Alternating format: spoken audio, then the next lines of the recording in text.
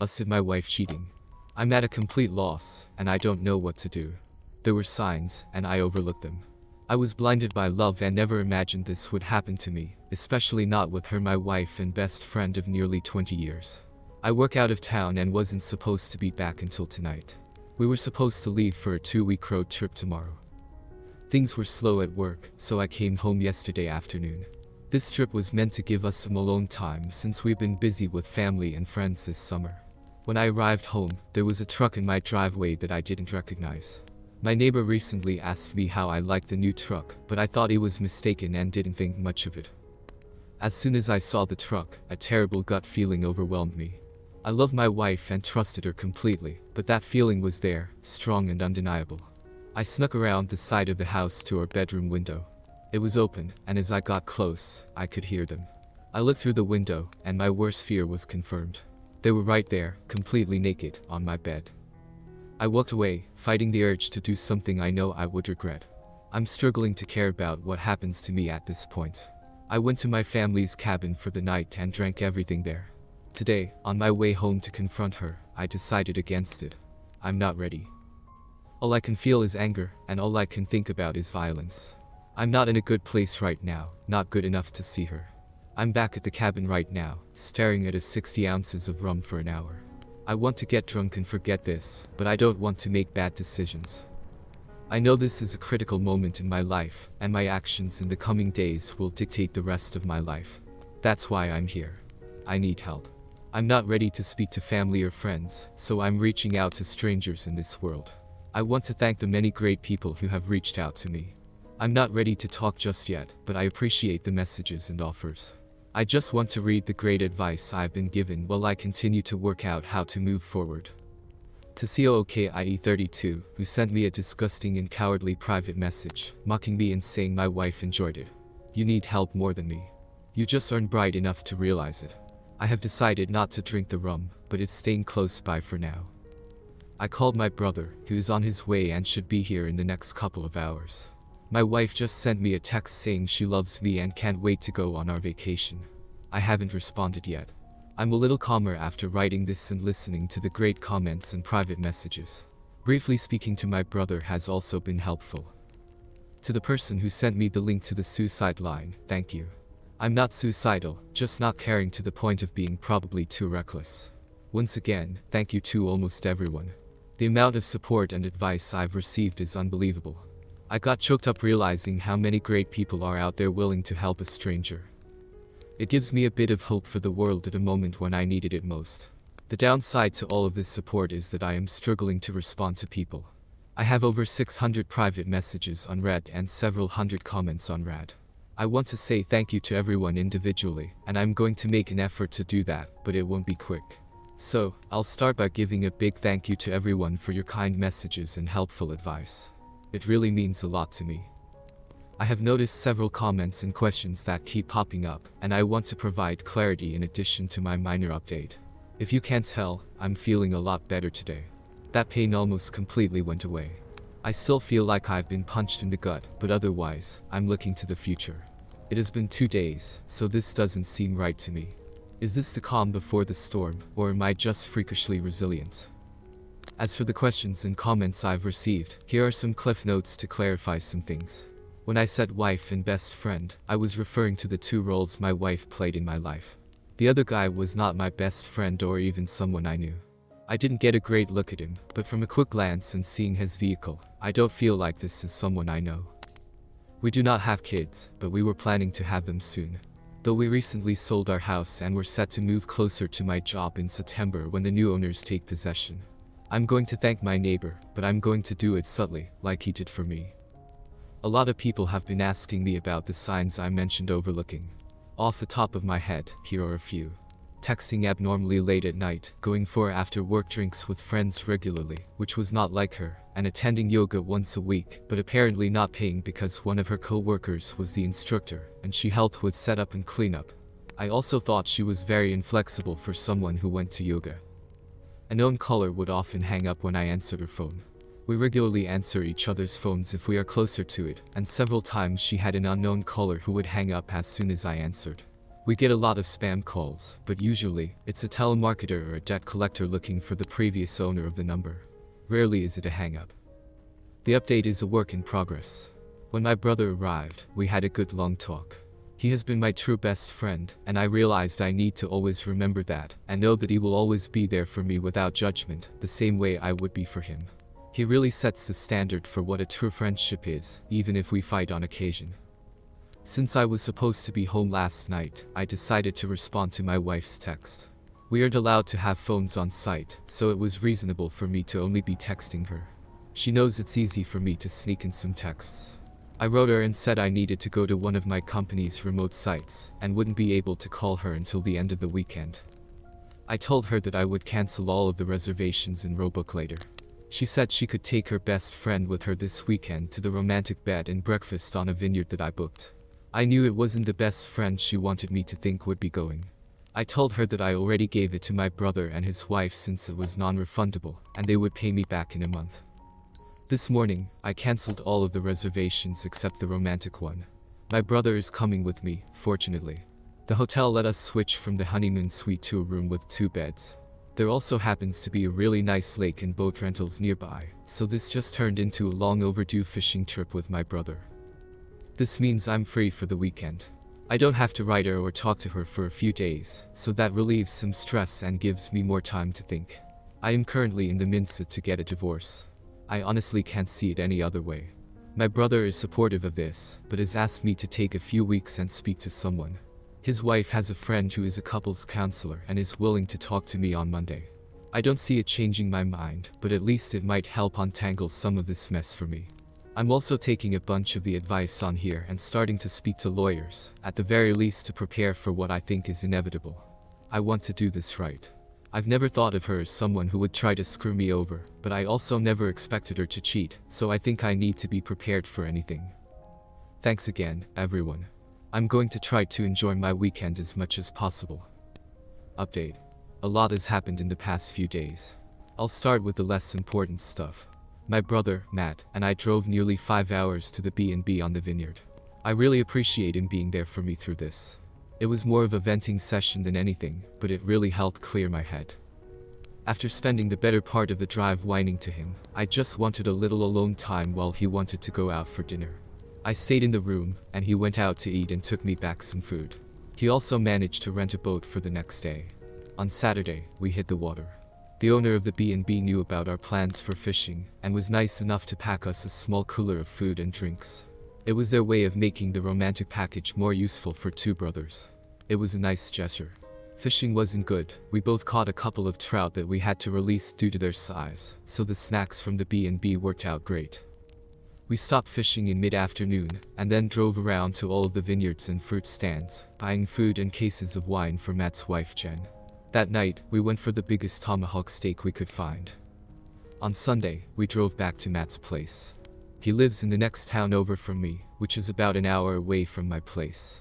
When we arrived, Jen was there, and we all sat and had a bottle of white wine. We had chili in the cooler. This is when the weekend officially ended for me. Jen told me that while we were away, she decided to spy on my wife. She told me that the guy was at my place on Friday night, all night.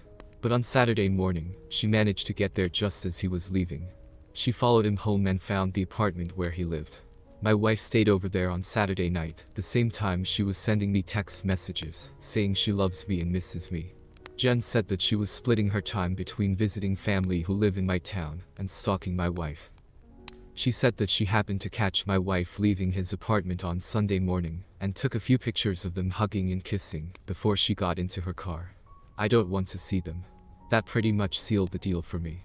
I don't think I could ever trust her again if she can turn it on and off so easily, to tell me she loves me while being with a different guy. Still, I decided that I'm not going to jump to a knee-jerk reaction based on emotions. I need to remain calm and level-headed. That's when Jen told me that Sharon was coming over for dinner. Sharon is the counselor that Jen set me up with an appointment for. To clarify, she has never met my wife, and this was my first time meeting her as well.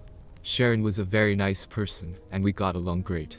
After dinner, Sharon and I went for a walk around Matt's neighborhood to walk the dogs and have a bit of a private conversation. Sharon was really helpful in the fact that she was a great listener and made me feel like I didn't need to be guarded. It was therapeutic to be that free with describing my feelings. As much as I'm comfortable with my brother, this was just different and very much needed. It's the same reason why I like writing this on Reddit. It's a vent session that helps me untangle some of the mess in my head. Our walk lasted an hour, and the only real advice that Sharon gave me was to not delay that conversation with my wife. She said that the longer I wait, the harder it will become to talk to her about this. She said I need clarity more than anything at this point, and my wife is the only person who can give that to me. Later that night, Jen and Matt offered me to stay with them for as long as necessary. I know that Matt and I have an expiry period for being in close quarters with each other, so I spoke to my boss, who was able to set me up in company housing. I've been staying there every second week for a while, but have to leave on days off.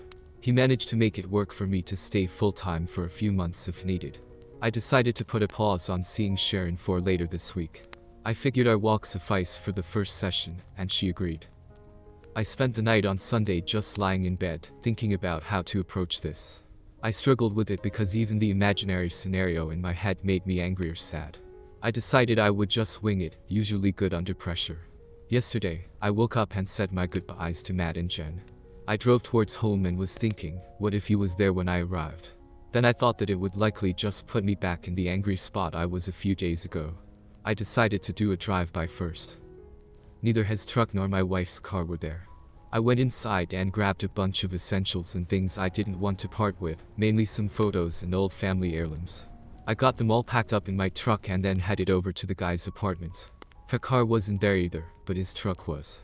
I decided to write to her to see where she was. She said she was getting groceries. I trust her so little right now that I drove by the grocery store and actually confirmed she was there. I feel so dirty admitting that I did that, but my trust is broken, and it's the only way I can be certain of anything. I wrote her again and told her to just come home because we need to talk. She wrote back asking what was wrong. I just responded and said she needs to be ready to be honest, and then turned my phone off. She got home 15 minutes later. When she came over to give me a hug and kiss like she does every time, I turned away from her. She asked me again what was wrong, so I told her that she needs to start being honest with me. She played dumb and said she had no idea what I was talking about. I said, okay, if you can't be honest, then I am leaving. She started panicking at this point and said, are you talking about yoga? I figured it was a start. I asked her what she was talking about, and she told me that she hadn't been going to yoga. Here's a bit of a breakdown of the rest of the conversation. If you weren't going to yoga, then where were you going? I was taking walks to relax because I've been so stressed lately. Why were you so stressed, and why did you lie to me about what you were doing here? Preparing for the move has been stressing me out, and I just didn't know how to tell you. So lying was the decision you made. What was your concern with telling me that you were going for a walk to Destris? I didn't mean to lie. I was worried that my stress would add to your stress. But I'm not stressed. It really seems like you are not telling me everything. What do you mean? I think that you're lying about more than just yoga. I'm asking you again to be honest. You've already lied to me, so this can't work if you keep lying. I don't know what else to say. Oh, are you talking about last weekend when I went for drinks with some friends and came home late? I had no clue that she went for drinks or was out late. I was at work a couple of hours away. Is that what you actually did that night, or was it a lie? I went for drinks that night, but I didn't see her best friend who she supposedly was with. I just drank alone. You drank alone. Over. Yeah, maybe I have a problem. Maybe we'll talk about that later. Last chance, be honest, or I'm leaving her. I don't know what else to say. Okay, I'm leaving. At this point, I got up and left. Usually, when we have an argument, I go for a drive to get away from her. She probably thought this was the same. Then she realized I took my clothes, toiletries, as well as this box. That's when she began blowing up my phone. I told her that I gave her a chance to be honest and she didn't, so there's nothing left to say. She begged and pleaded with me to come home to talk about this in person. She said she had no idea why I was so upset or what I think she did. She repeated that she loved me and would never hurt me.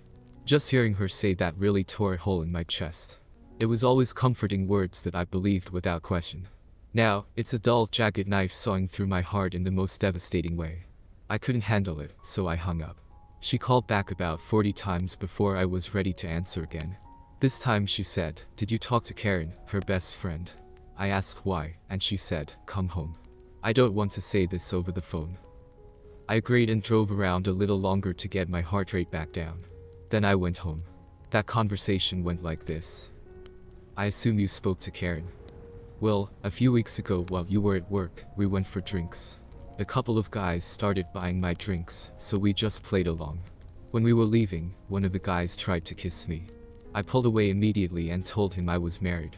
I felt so bad about it and wanted to tell you, but I'm an idiot and just decided to hide it from you." Karen hooked up with the other guy and gave his friend my number without asking. He has texted me a few times since, but I have never written him back. "Can I see your phone?" "Yes." She showed me her phone, which was completely empty of texts except for myself and her mother. She never deletes her texts, so this was new. I looked at her photos, which were also clean. But then I checked the deleted photos and found one of a guy I didn't recognize. "Who is this?" "That's the guy who tried to kiss me." "Why did you take a picture of him?" "Her. I was just being stupid." "That's not a reason. Why did you take a picture of him?" "I don't know." "Is that everything you want to tell me, or is there more?" "That's all I can think of." Once again, I left. I didn't want to be trickled truth. I got in my truck and drove away. She ran outside trying to stop me, but I was already out of reach. I went to the nearby park and just sat on my tailgate and ate my lunch, trying to figure out what to do next. Well there, I began remembering other things that I should have been more aware of. Things like I was working a weekend shift and was in bed early. My wife went out to the club with a few of her girlfriends. I woke up at 4 a.m., and she still wasn't home. I called her a few times, but there was no answer. About 30 minutes later, she called me back and asked if I would come and get her. When I picked her up, she told me that they were trying to hail a taxi, but had no luck. A couple of guys that her friend knew stopped and offered them a ride, but wanted to stop at home first. When they got to the guy's house, her married friend went into a room with one of the guys. My wife said she spent some time looking for her, but then eventually gave up and just had a drink in the kitchen with the roommates while she waited. She claimed she didn't hear her phone when I tried calling. We thought about this, and she was disgusted by her friend's actions, so she cut that friend out of her life. I thought that was over. Another time, she traveled to visit a close friend in a different city. It was a planned girls' night, with 4 girls all getting drunk and watching movies in their PJs, or at least that's what I was told. Then she called me around 1 a.m. to say goodnight. We spoke for about 20 minutes, and she repeatedly told me that they were having a great girls' night. Then I heard a guy's voice in the background. I asked who it was, and she denied hearing anything at first. Then it happened again loudly. She couldn't deny it, so she was like, "Oh yeah, X took a couple of guys with her. Everyone here is super about it." She was 3 hours away and drunk. She left me no choice but to trust her again. After remembering all of those things and the conversations we had about them, I was ready to give this one last shot. I turned my phone back on, and almost immediately, it rang. I answered, and she was screaming for me to come home. I drove back to the house. I walked inside and was immediately confronted by her bawling her eyes out. She was sitting on the couch repeating, "I'm so sorry, I'm so sorry." I asked her, "Sorry for what?" She began rocking back and forth like a crazy person. It took her a good 5 minutes to catch her breath enough to speak. Her. "I lied about the guy who tried to kiss me." Me. "Okay, tell me what happened." Her. "The 4 of us actually went back to his place that night. We fooled around." I knew it was more than that, but just hearing her say it made me feel dizzy. It felt like the room was getting smaller, and there were a million people speaking into my ears at the same time. I think I was having a panic attack. I went to the bathroom and washed my face in cold water until things returned to normal. Me. "What of you? Do you want me to actually tell you?" Her. "Yes." Me. "He kissed me." Her. "Was it it?" Me. "I'm not playing this game any longer. You either tell me everything right now, or this will be the last time we speak." Her. "We met up again and had I'm so sorry. I love you and will do anything to make up for this." Me. "Just the one time. If I tell you the truth, please give me a chance to do anything I can to make up for it, please." Me. "I'll think about it." Her. "It was an affair. We have been up while you're out of town for work. It's been going on for almost a month now. He is married, and they are about to get divorced." Me. Does he know you're married? Her. Yes. Me. If he's having an affair because his marriage is failing, doesn't mean you think ours is failing. Is that what you told him? Her. No, I don't think ours is failing. I hate myself. Please don't leave me. I can fix this. Me. However you want. Me. If you were in my shoes or even his wife's shoes, what would fix this for you? Her. Knowing the truth, being able to trust you, to mean what you are saying. You can trust me. I screwed up and won't do that again. Me. If you weren't his wife, wouldn't you want to know the truth? Her. Yes. Me. Then fix this. Her. You want me to call her? If you think that is what you would want. She tried calling but never got an answer. A few minutes later, her cell phone rang. It was listed as Karen work. She looked shocked, so I knew that wasn't Karen. I asked if that was him, and she said it was. I answered, and being the coward he is, he sent ups. I must have the wrong number, I said. No, this is the husband of the girl you've been cheating with. I'm going to let you speak to her because she has something to say to you. I passed the phone. Her. I told him everything. He knows the entire truth. We're done. It was just a fling, and now you need to never contact me again. I asked to see the phone before she hung up. Me. What divorce lawyer are you using? Him. I'm not getting divorced. Me. Oh, what? Didn't you tell me? Why did you wear him? Him. Please, man. I didn't know she was married. Don't ruin my marriage over a mistake. Me. You were in mine over a mistake. It's only fair that I tell your wife. Him. Please don't. She's at work right now. I will tell her everything when she gets home, I swear. Me. Okay, you do that. That's when I hung up. I asked my wife if she knew where his wife worked in her name. She did. I had my wife call over and ask for her at work. She did get her on the phone and told her to take a seat. His wife. What's going on? My wife. I have something terrible to tell you, and I don't want to cause any accidents. Please don't drive. His wife. OMG, did something happen to him? My wife. No. He's at your apartment right now. I am just letting you know that we have been having an affair for a month now.